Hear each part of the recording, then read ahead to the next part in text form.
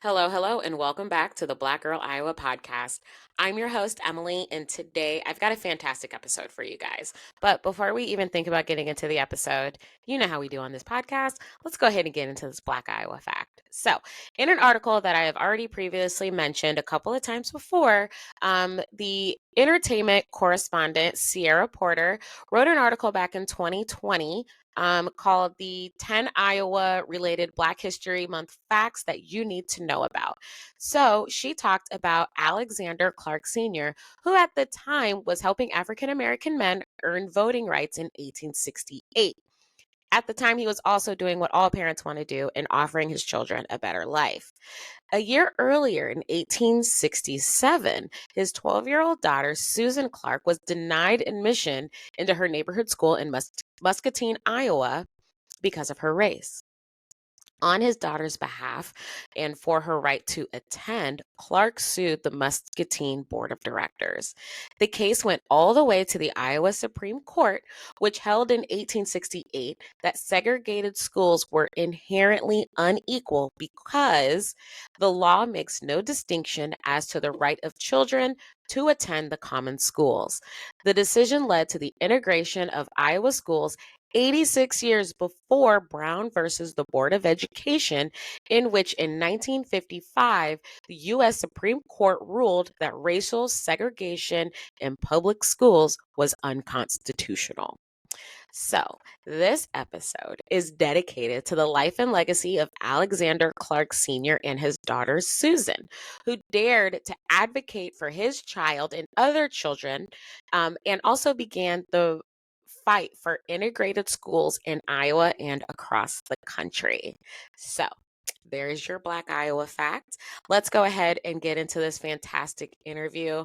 As mentioned on last week's episode, I will be talking with Breanne Ward. She is the owner of ForWard Consulting right here in Des Moines, Iowa, and is also an advocate for mental health.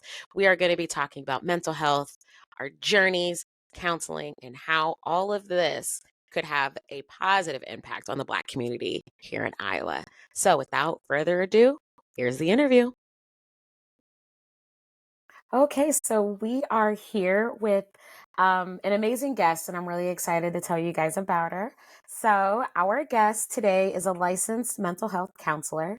She is a founder and owner of ForWard Consulting LLC, which has been servicing the Des Moines and surrounding communities since 2014.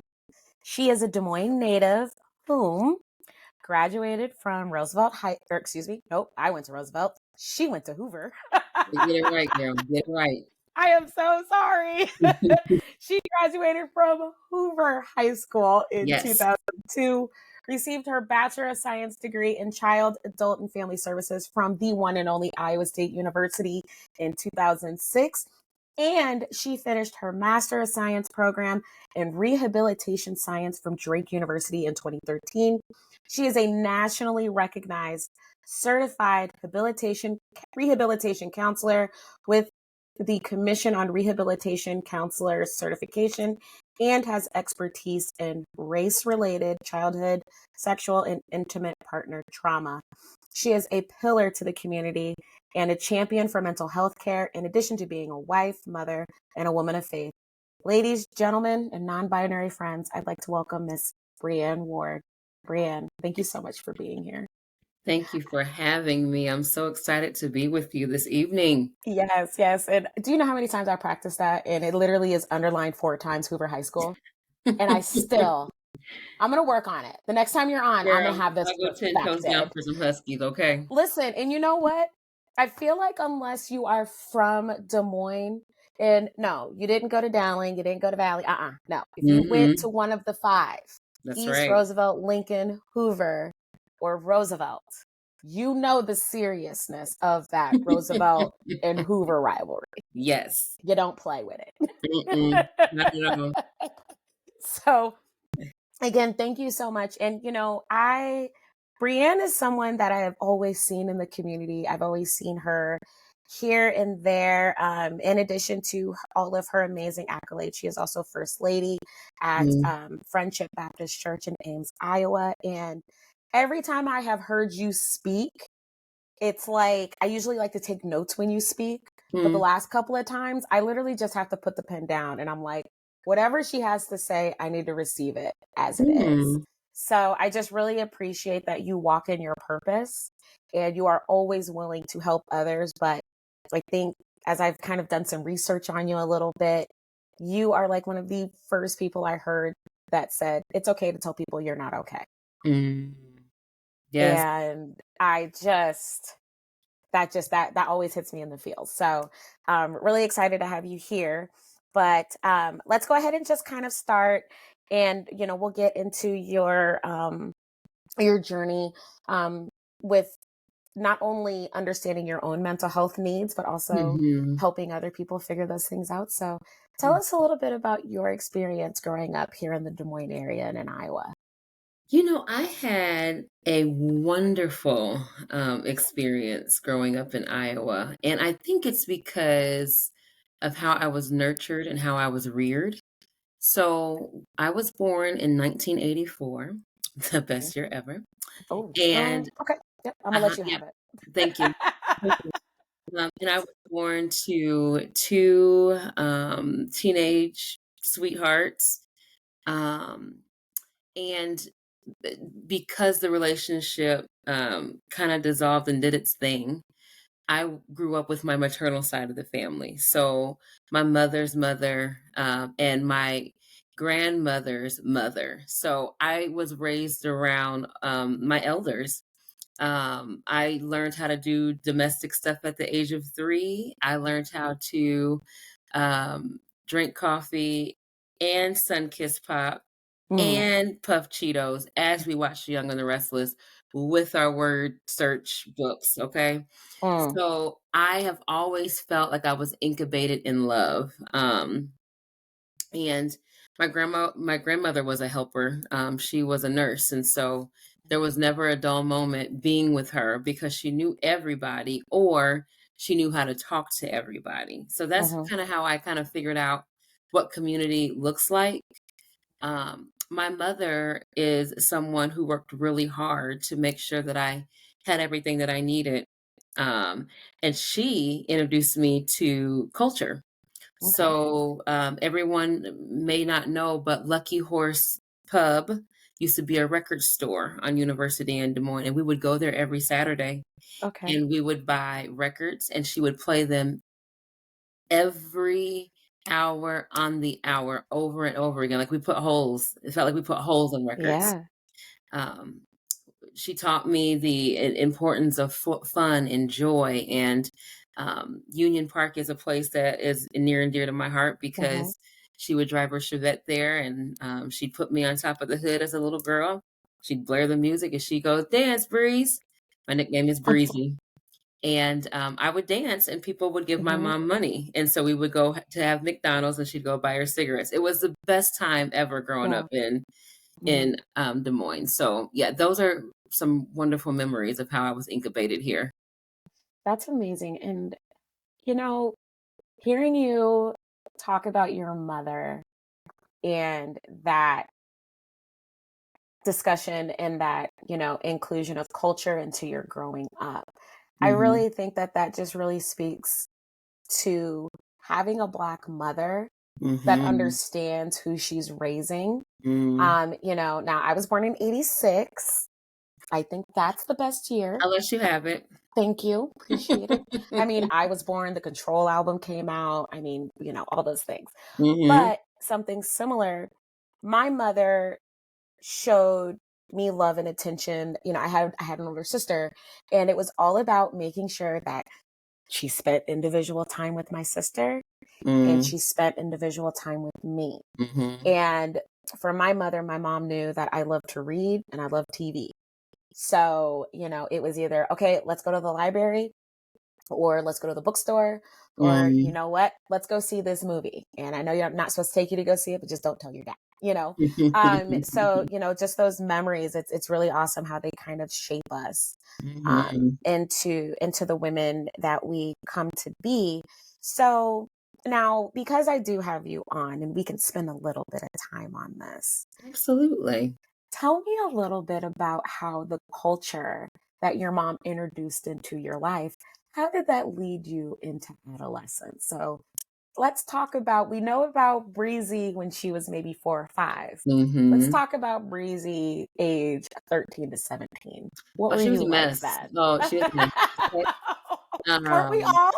yeah, I figured out culture on my own around them years. Um, so my mom's introduction to me with music, it was always a coping strategy. We knew when we heard certain music on a certain day, it was cleaning day, Mhm, or it was just for us to move around the house because we've been sitting around or laying around all day. And then what amplified the music for me was my Uncle Troy. I cannot ride in a car without bass beating on my back. yep, Music is not music unless it doesn't have like some kind of bass feel to it. So mhm, all of that, my dear, so music, right? mhm, It matriculates into messaging. And during the 90s, during the early 2000s, music kind of shifted, right? So yes, R&B and then hip hop became very heavy. And mhm, so not only that, BET became a thing. I mean, we wanted to watch Video Soul all the time and mhm, 106 in Park all the time. And so I think even though that I was engaged in, I would call wholesome 80 music, right? mhm. Well, some was talking about infidelity and adultery. I don't know. Hey, had a Yeah, good beat. just a couple. Yes, they always Yeah. did. But it led me into figuring out, other music Mhm, within the genre. And what I was listening to, good beat, but derogatory lyrics. And mhm, they were about body and being seen by men and being lusted after. mhm, And so my dad, him and I have an amazing relationship right now, but it mhm, was rocky as I was in middle school and high school. mhm, And so because I was missing that, um, I was looking for it in other places. So began to date, didn't know what I was doing. And let's just mhm, keep it all the way 100. I was a geek, 4.0, extracurricular, gifted and mhm, talented, mhm. all the things, right? Right. So very book smart, but not very savvy when it came to common sense or street smarts. Mhm, So I mean, I'm an open book. So uh, fell in love at the age of 15, mhm, and I thought it was love because I mean he folded a letter for me, and it was really nice, and the yep, handwriting was nice and spaced, and mhm, he asked me about me. He wanted to know about me, and I'm like, me? mhm, And so I was I was swept very quickly because of mhm, the quick attention, the positive attention I received. mhm. And as a result of that, I started dating him when I was like late 14, Okay. early 15. Mhm, I realized that something's not right with me. Something's weird. And I can't tell people what I'm doing with him because it mhm, could taint what people think about me as this mhm. extracurricular, beautiful child, right? Right. And so I got chlamydia from him. And it Oh. was one of the worst experiences I ever had because it's like, I have a job. I'm terrible with budgeting. I can't pay for the month. I can't pay for the medication. Don't know Mhm. who to tell. And so that was like the first time in my life where I kind of felt like I was voiceless Yeah. because of my own choices. Mhm. Thank God for the nurse grandmother and thank God for the culture mother. Mhm. Yep. They swept in and they did their things. They did the thing swiftly. But all Mhm. that to say, music indirectly, subconsciously Mhm. directed me into wanting to look for love and wanting to figure out how to be loved and what do I have to do to look desirable. Mhm. And so thereafter, that interaction, it, Mhm. it ended swiftly. And Yeah. so I've always wanted to thank my friend Kendrick for ending that relationship. It's always the people that are looking out for you, and then it's like when you're Yeah, finally ready to listen, they're just like, "You good? All right, let's get to work." Like we gotta period. we gotta get to the next thing. Absolutely. Period. So yeah, so that was Absolutely. me 15 to 17 and then I got into Upward Bound and it got me to be thinking about okay, I Mhm. can't just live for the moment or live for the day. I have to live Right. for the days ahead. And so what does that look Yes. like? Right. So that's what got me kind of motivated to look at myself academically Mhm. and take it seriously. You know, I think I was Right. dumbing myself down, but I Mhm. started taking my academics seriously, and that's when Mhm. the magic happened in Upward Bound. Right. And, I think one of the things that, I had told you I did a presentation for the Iowa State Conference on race and ethnicity about Mm, Black women growing up in Iowa and seeking validation. And I think one of the things that really came out of that project that I did where I interviewed all of my friends is the conversation of knowing that we had validation at home. So we had our mhm. parents, we had our grandparents, we had cousins, we have aunts, uncles, community leaders, pastors, deacons, deaconesses, the mother's board. Yep. We had all of these people rooting for us because we knew the outside world did not expect a lot from us. Yes. So I just think that even with all of those other things going on, and I always tell my nephews always ask, "And Amy, what was it like in high school in the 2000s?" You had to be there. I can't tell you what it was like, but you had to be there. But Yep. I think that that's so interesting that you brought up how, you know, the subjectivity of music and then Mhm. not knowing who we are and we're growing and we're developing and Mhm. how, one choice can kind of change the trajectory of what you want to do next. Absolutely. And that kind of brings me to my next question. And I know you've been all over, I've been all over, as we are now adult women. Mhm. um, I always like to tell people that Des Moines is kind of like its own little the best kept secret in the Midwest, right? I agree, yeah. But I don't think there's a lot of understanding on the uniqueness of Mm. being a Black woman Mhm. in Iowa. Mhm. What are a couple of things or reasons why you believe our situation is different from Black women that may be in more populated areas with Black people like Chicago and Atlanta? Mhm. I mean, even Milwaukee and Minneapolis. Mhm. Can Mhm. you kind of tell me kind of what some of your thoughts are around the uniqueness of our predicament here? You know, I think now that I am in the field, now that I'm in career, what I have seen is that there are a lot of like-minded women, and they really wanna help each other get to the place that they wanna get to. So we're seen, we're accessible, and it feels as if there is an organic sisterhood that is trying to be formed because we wanna see each other win. Um, and so that has always been my preface when I'm meeting women who look like me. You know, how can I help and what can I do? And I think for me, um, the root cause of that was because I know what it's like to try to get started, and there's no blueprint for you in certain areas of your Mm, career, or I know what it's like to feel like I got this dream. I just don't know what to do with it. And I don't want people to think that I'm crazy for what mhm, I'm dreaming. And so, I always want to lend that olive branch. But I also think that's what makes us unique is because we can see people dreaming and we want to help them. mm. Let me write that down. Hmm. That's a good one. And I really think that I feel like in our situation, especially because we were both at the Power Summit last week. Hmm. And for those of you that don't know, that is put on by these amazing women that develop Ladylike DSM.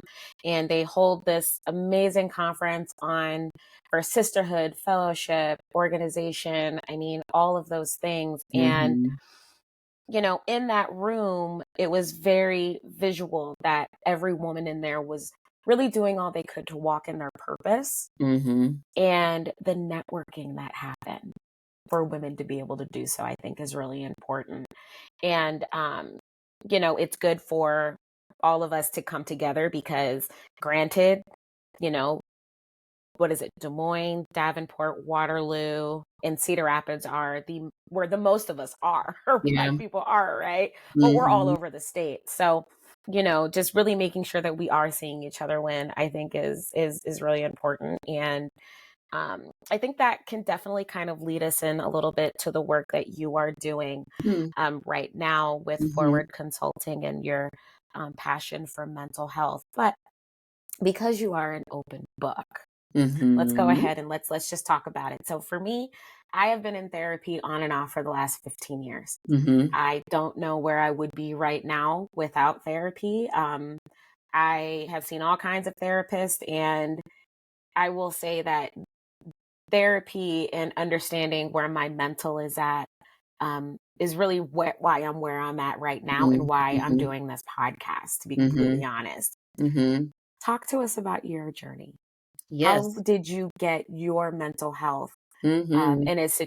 in a spot where you could move forward, and what steps did you take personally Mhm. before you started your business? Absolutely. So, um, I began thinking about my mental health when I took my first practicum, and that was when I was an undergrad. Mhm, I was at a place called Polk County Victim Services, now Advocacy, mhm, Crisis Advocacy and Services, and so um, there is where we started talking about your insides, right? So I was such an external being, and I grew to enjoy accolades. I grew into enjoying pleasing others with mhm, my performance. And so when I got there, it was like, look inside for what? mhm, And so it wasn't off the table growing up. It just wasn't talked about mhm, because you grow accustomed to what you normalize, right? So I was learning about that in my career, and then I kind of hit a spot in my grad class in Drake, and they were like, "Well, you probably should go and do therapy so you know what it's like to sit on the other side." So mhm. found me a therapist and realized, oh, I should have been here like a long time ago.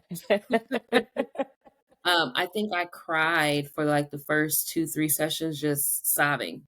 Mhm. Why are you crying? I don't know. I'll be back next week. You Yep, we're know? crying. Yes, right? Yeah. So what I realized is that there was so much suppressed emotion and and undealt with processing in regards to the relationship with my father, and just certain things that I saw just growing up, right? And so I dove in, and then I felt like I was good, Mhm, and then I had a baby at the age of 30, and I mhm. said, "Oh, okay, this is what postpartum is. Okay, Oh, don't like mhm, it."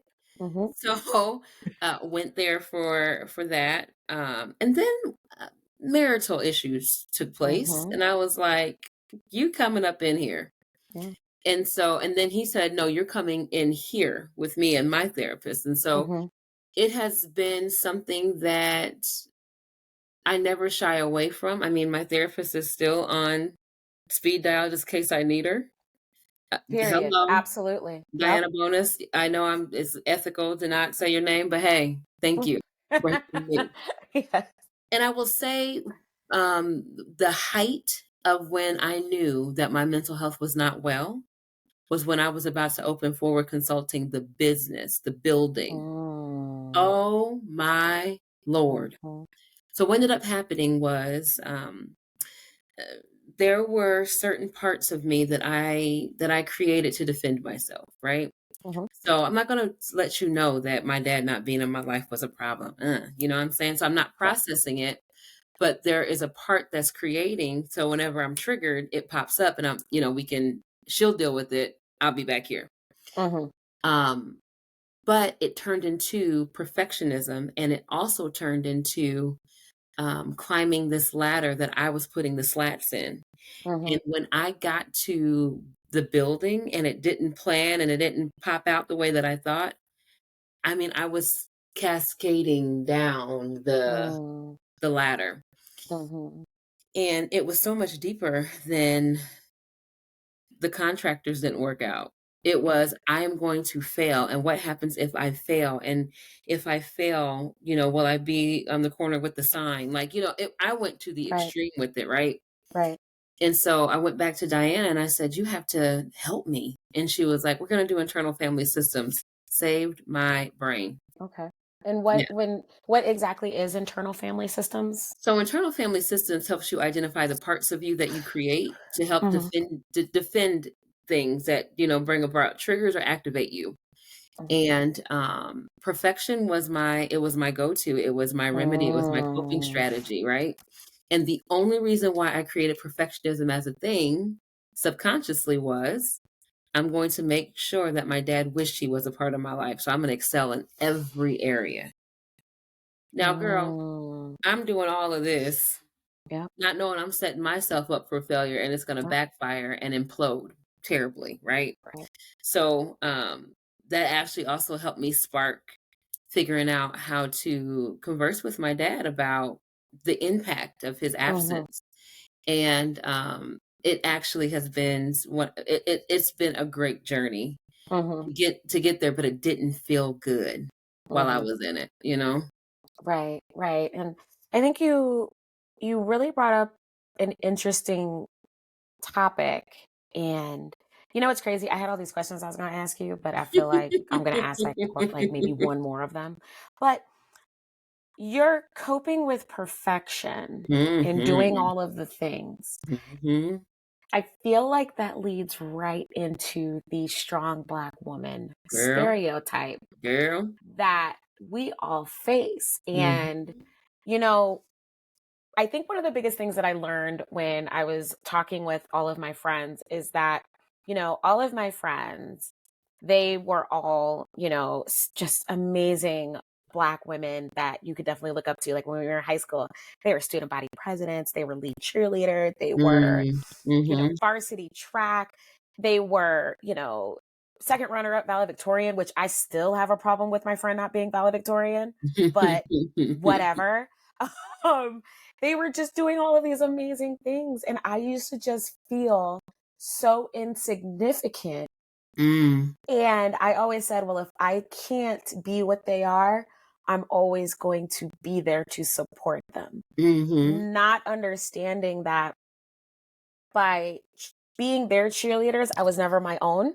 Mm. And at the Mhm. same time, it was like, well, if I can't be strong here in academics, I have to be strong in other places. Mhm. I have to be strong with, my relationship. And so, I met my ex husband when I was 19, and that was a 17-year relationship and an 11-year Mm. marriage that ended in divorce. Mhm. For all of the right reasons, if I'm being Mhm. completely honest.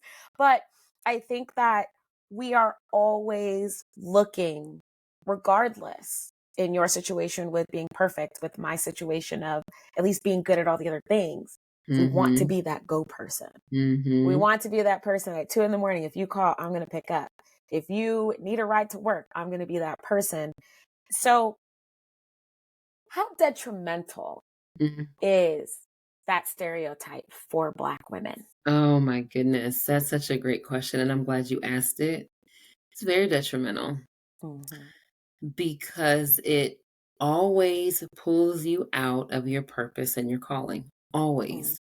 And so what I have found, Emily, is that when I was trying to figure out like what was wrong with me when I was trying to open the building at Forward, what is this?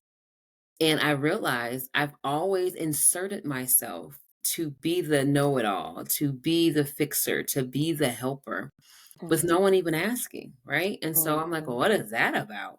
mhm, And what I was learning about myself is that I love to feel needed. I love to feel like I was mm, some action figure. You know what I'm saying?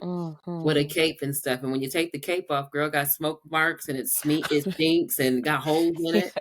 Yes. So it's just like, okay, so you're doing all of that for what?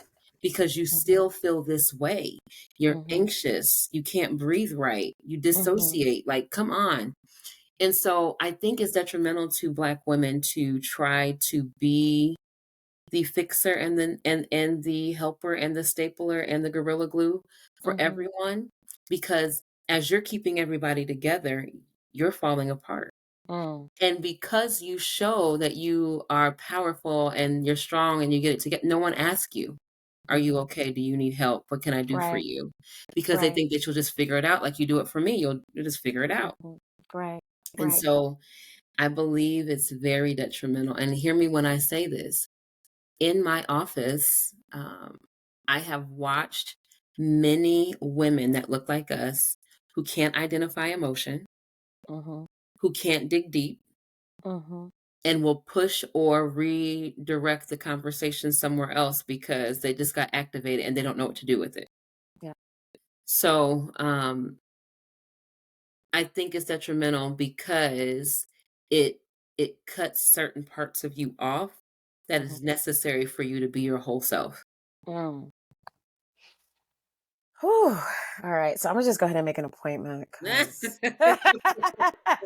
you're literally like right down the street from my apartment. So I might have to do it.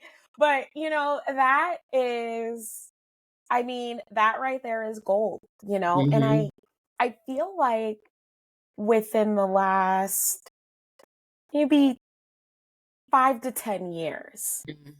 the narrative for Black women is changing. Yes. I feel like at one point it was strong Black women. Wait, are they angry? Why are they angry? And then it's like, well, let me tell you why I'm angry, right? And now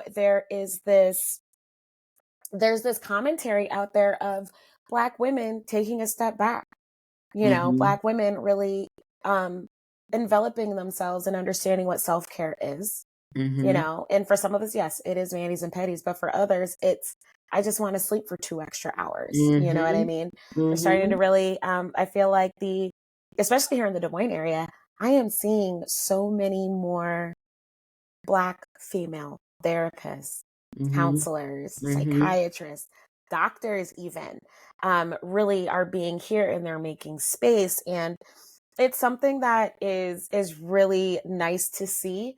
mhm, Unfortunately, it is still met with BS and mhm. things like that. Like, Black women can't enjoy these things. But I really think that as we really start to have this conversation and this dialogue, um, there will be more understanding of why and really how we're conditioned as young girls to have that way of thinking because that's what we Absolutely. saw in our mothers. You know what Mhm, I mean? Like mhm, I remember when I left my ex-husband, um I said to myself, I remember I was like, going I was at where was I? I was at JC Penney. Yes. And I'm walking around because I needed socks and something else. And it was so crazy. I had maybe been away from my ex-husband for a couple of weeks and I immediately thought to call him because I knew he needed new socks and should I pick some up for him. mhm, mhm, My mom has been buying my dad socks for over 40 years. I had conditioned myself to that to where we weren't even living together. mhm, And I immediately was like, oh, I better think of him while I'm thinking of myself. But instead, mhm, I put the phone down. 2 days later, I had therapy, cried about it, and then was like, this is the time for me to take care of myself. And mhm, I really love that I got there, but I know a lot of Black women, unfortunately, in our area haven't got there, mhm, which takes me to my next question. Let's talk about the stigma mhm, mhm, of seeking mental health. I think when we were younger, if there was a problem, you know you were kind of met with one or two things, right? It's, well, why are you sad? You don't need to be sad. You have nothing to be sad about. Or you're bored. You don't know how to use your feelings and things like that.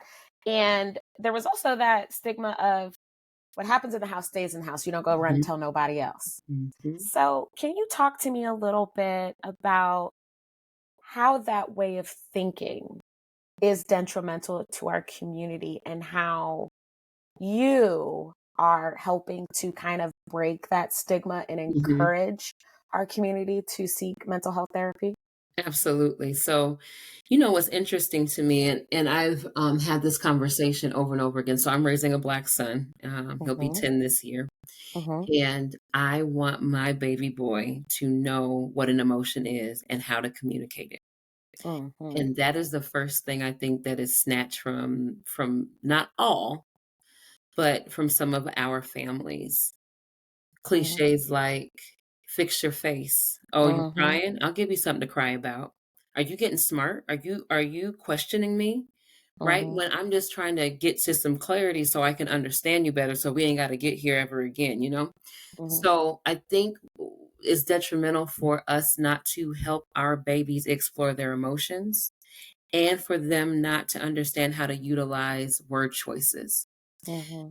Teens that I see sometimes, I'm mad. Why? Or I'm angry and I'm about to go out here. I'm about to shoot people. I'm about to stole off on people. But why? Mm-hmm. Because Mm-hmm. I'm mad and they can't tell me why, you know? So it Mm-hmm. takes a while for us to kind of dig there. But it's because they never had safe spaces to do that in. And a lot of times it is my office for the very first time ever. And so a lot of us don't know how to breathe. And so even the fundamentals, right, that we learned on Sesame Street and PBS, those get snatched from us when they start to be seen as punitive. And so Mm-hmm. we protect ourselves because we don't want to be punished. And then when we start to get in these bad behaviors, we're acting out and responding Mm-hmm. to stressors or whatever. Well, why don't you just talk to me? What? You just said that you're gonna punch me if I say something. So Right. it's conflicting messaging, I think, that keeps our community in these detrimental spaces.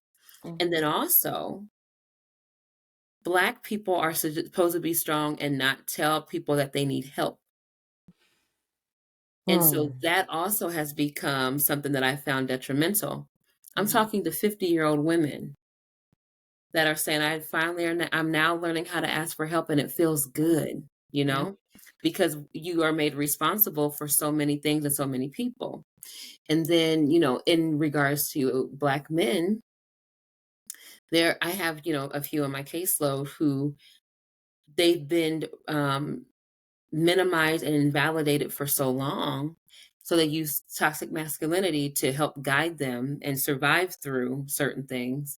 But they'll say things like, but that's not who I am. And that's not what I wanted to do.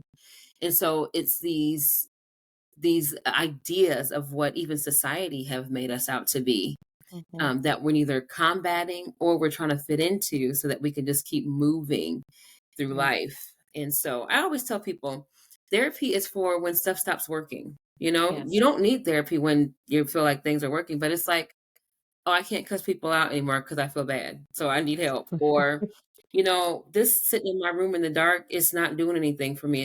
It's Right. not working. So I like to say, when you feel like you're in a detrimental space, Mm-hmm.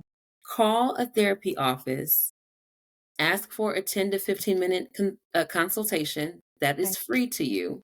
You Mm-hmm. can interview your therapist before you even step into the room to make sure you'll feel safe enough to do whatever you feel you need to do. Right.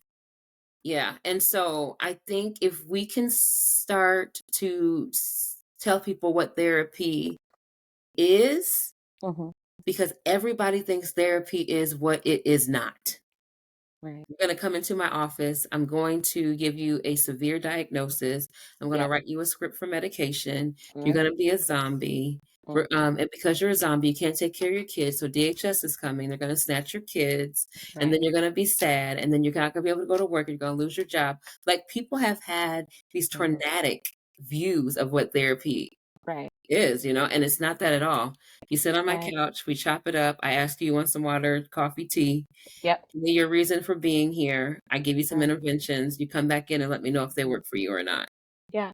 And I also think too that what a lot of people don't really understand about therapy Mhm, is as you are talking through whatever the issue is of mhm, trauma, of, just how you interact with people, your therapist is trained to identify mhm. when all you need to do is talk, but also maybe there is some type of chemical imbalance. Maybe there Absolutely. is something else that you might want to look into because I can tell you've been white knuckling it for the last 8 sessions, Mhm, and that's mhm, what my therapist did for me. She said, Emily, I've noticed, that the majority of the time when you come in here, you are all the way up. But mhm, when you're down, that's when we have the most consistent conversations. mhm, And come to find out that I did have an imbalance mhm, and I had severe anxiety and I didn't even realize it. I thought my panic attacks was just because I couldn't identify my emotions. No, you identify your emotions, Mhm. but there is Mhm. something in you that isn't firing right for you to be able to calm yourself down, Mhm. and I Mhm. think by doing that, it was very helpful. And let me tell you, the 20 milligrams that I take every day, I mean, I feel clearer. I don't feel like a Mhm. zombie. I don't feel like I can't do anything. I don't feel like all I want to do is sleep, even though I usually do just want to sleep because I'm just old. But, Mhm. you can still do things and be productive even if medication is a part of your therapy regimen. Absolutely. And I really, really wish people knew that. And I just wish there wasn't such a stigma around medication in the first place. There's Absolutely. nothing wrong with being on it. So, Yeah. and I think that you speaking about how you are trying to kind of unravel some of these pieces here in our community. Now, ForWard Consulting has been here as a business for 14 years in Des Moines. So, congratulations on Thank that. you. Um, was that one of your purposes of going into business for yourself, or kind of walk me through that moment where you're like, you know what, I want to do this, and I want to do this on my own in my way. Absolutely. So, dear, I'll correct you. We've been around for 10 years. And Oh, so, 10 years. yep. I'm so sorry. No, it's okay. You're just speaking things into existence. Listen, at this point, I'm waiting for, this has been a 25-year. I want to be there for all of it. So yes, I'm going to speak that into existence for you. Thank you.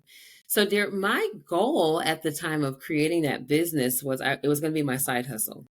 Okay. So, I was doing great things at the county. I had great benefits at the county. Didn't want to mess that up. And Right. I was pregnant at the time. And so Mhm. I'm like, okay, well, all the stuff that I'm learning in this role, I want to go out and customize it, and I want to train my community.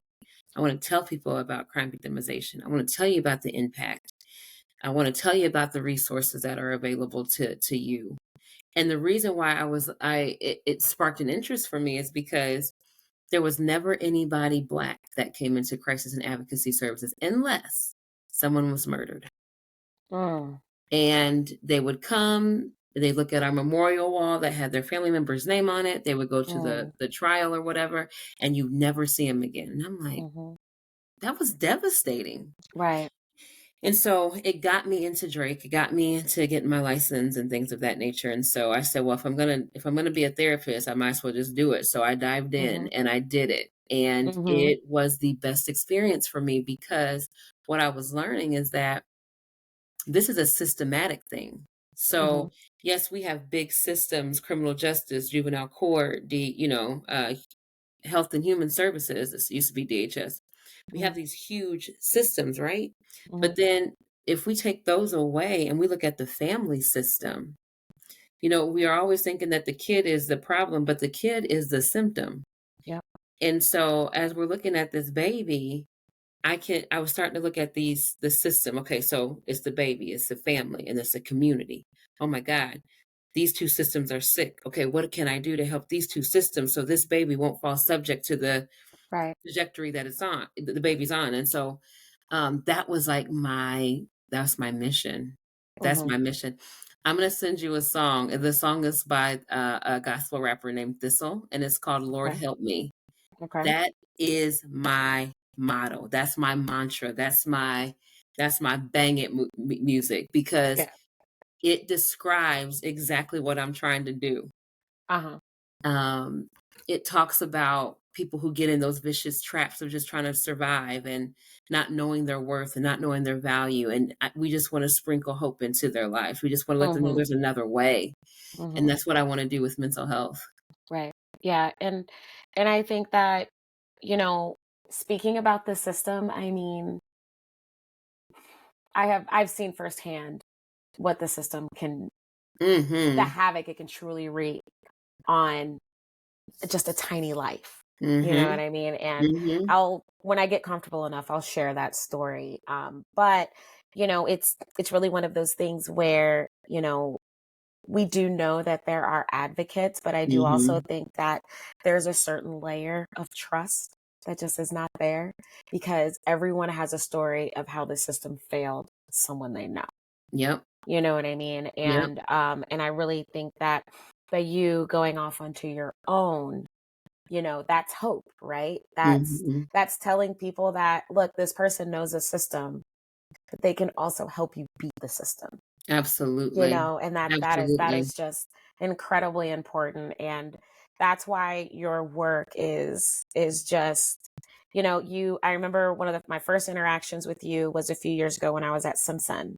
Mm. And there Mhm. was an issue where we were on a Black Student Union call, and someone got on and started blaring out racial epithets, and it really had an effect on the students. And I just remember one of the things that our cabinet was wondering about was, well, if we offer this type of help to students, who can we offer it through, and who will these students trust? And I remember that's when they brought in you in, Mhm. and the students could pay what they could, but at the same time they had someone that they could talk to. Absolutely. And I know that that program is not happening anymore, but knowing that there are champions like yourself out there, I think are really Mm. critical. And I really hope that people understand that listening to this podcast. And it's crazy because, Breanne, there are like 5 other things that I wanted to talk to you about how mental health and faith and all those other things. And I'm Yeah. just like, this is going to have to be like a multi-part thing here. So, but before we end our conversation today, I want you to take a moment to speak directly to someone that's listening. Mhm. If someone is listening and they're thinking about starting their own mental health journey and Mm. entering counseling, Mhm. what are maybe 2 or 3 things they need to think about prior to seeking treatment? I would suggest having an open conversation with those that they trust. Hmm. I'm thinking about doing this. What's your thoughts? Because what many people hear is like, oh, yeah, I've done therapy. Well, why don't you never talk about it? I'm thinking I'm out here Hmm. on my own. So, therapy is more prevalent than we know in our Hmm. communities and with those that we love. Hmm. So, I would have an open conversation about that with those that I trust and that I love. I would also explore the reasons why I think I need therapy, because that kind of helps you look for the therapist that you're seeking. Is Hmm. it anxiety? Is it depression? Is it trauma? And when I say trauma, everyone, and everybody knows this when I speak about it, it's anything that's done to you or around you that you Hmm. didn't ask for, and you're by yourself trying to pick up the pieces and figure it out and move on. Hmm. And so I think if you know what kind of therapist you're looking for, it won't feel so overwhelming when you're searching for the Hmm. person. Right. And then, yeah, number three, ask for that free consultation to make sure that you're not going to waste your time. Right. It's okay to ask for that.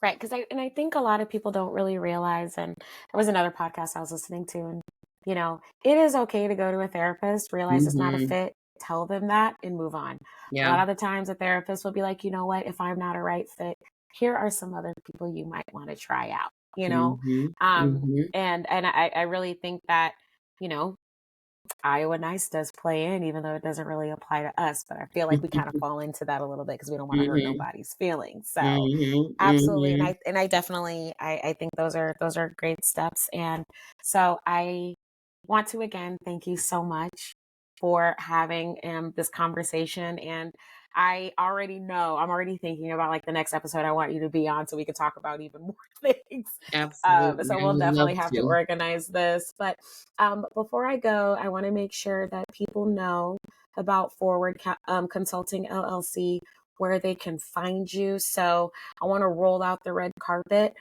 for you to let everyone know where you can be located, and also anything that you have coming up that you're working on that people can get into as they're looking at potentially starting their own journeys. Absolutely. So, you all, I have a Facebook business page. Everybody calls that the grandparent social media. It's whatever. It's my favorite. But yeah, you can look up my business page, Forward Consulting LLC. We also have a website that just got updated and relaunched this Monday. I was so excited about it. But it's move forward the number 2day.com. And there you can find out about our services, frequently asked questions. And then there's an inquiry page for you to kind of ask about services. Okay. Things that I have coming up. I'm really excited, but I'm a keynote speaker at Delta Sigma Theta Incorporated's first Black Mental Health Conference. And Okay. that is May 18th from like 10 to 2. I would like to say that's the time, but I'll be speaking there. In June, I'm going to be speaking at Juneteenth, the banquet. So a lot of cool things are happening.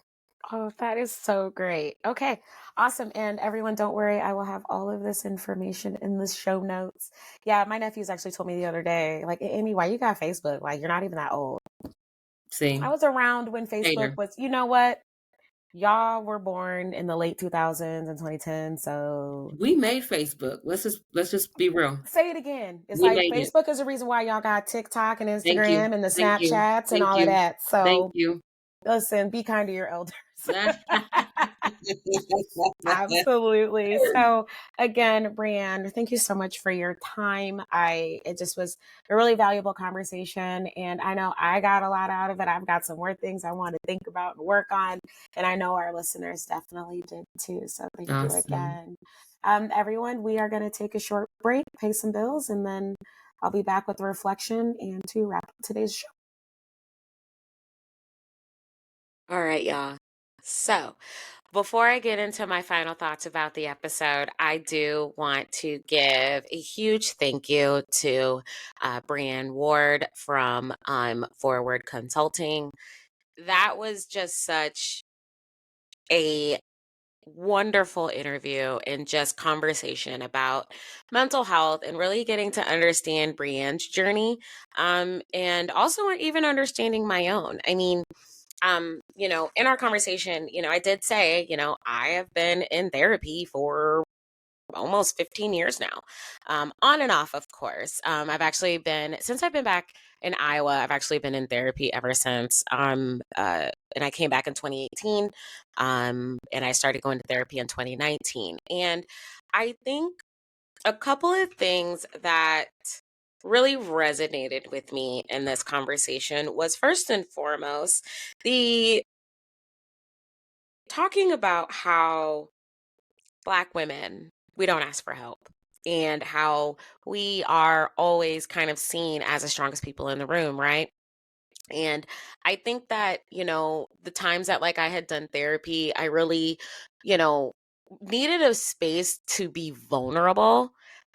Because I couldn't be that way at work. I couldn't really be that way in my marriage. I always had to be the one that was like the strongest, right? And as Black women, especially growing up in Iowa, I was always taught that I needed to be the fastest, the best, the strongest, all of those things, right? And in nowhere does it say that you can be vulnerable or that crying is okay, or even that it is okay to ask for help when you are struggling, right? And so that's really been something that I have really been looking at in my therapy journey, and it was just really eye-opening to know that that is something that is common, and that for Breanne, she's seeing people of all ages that are struggling, just with that one piece, right, of asking for help. Um, Another thing that really um, hit me, and it was something that she said to the effect of, you have to kind of like do like an internal review. Um, you what makes you happy is making people happy, right? Which is fine. It is totally fine, to want to make sure that the people around you are happy and healthy and doing well. But it is also very, very important to make sure that for all that you're pouring out to others, that people are pouring into you. And I mean, at the end of the day, no one is going to get through this life alone and just being a cheerleader and everything like that for everyone else. And that it is okay, to ask for some of that love and support reciprocated. right? I thought that that was another really great point. And I think too, another thing that I think a lot of people don't really realize about going to see a therapist, and I know I talked about this, is that, you don't go to therapy to get on medication. And even if you are on medication, it does not mean that you are handling life any worse than someone that is in therapy and is not on medication. Sometimes medication just helps. I mean, listen, I'm on meds and I feel clear and present, and I'm really able to manage my feelings a lot better than before. And it's still something, that I am actively working on every single day, and there is nothing wrong with that.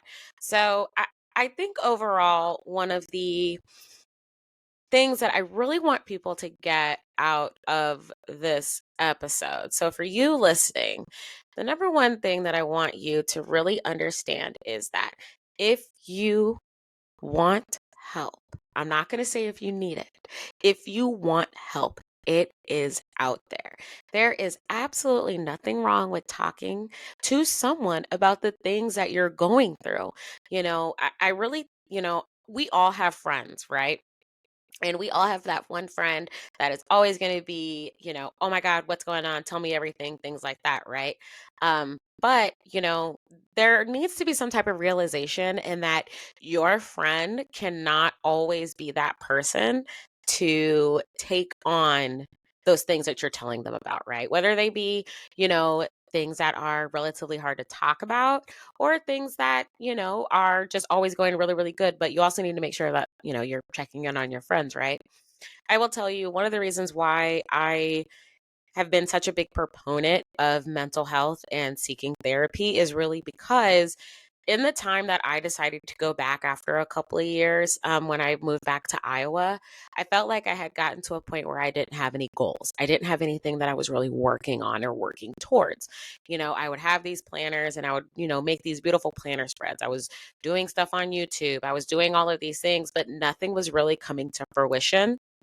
So for me, going to therapy really helped me start to understand where I was currently at that point in life, what I wanted 5, 10 years down the line, and how I was actually going to start to get myself there, all while working through relationships, strengthening the bond between me, my mom, and my dad, understanding how I can be present for my nephews, understanding where I was in my marriage and why maybe it just wasn't working at that time.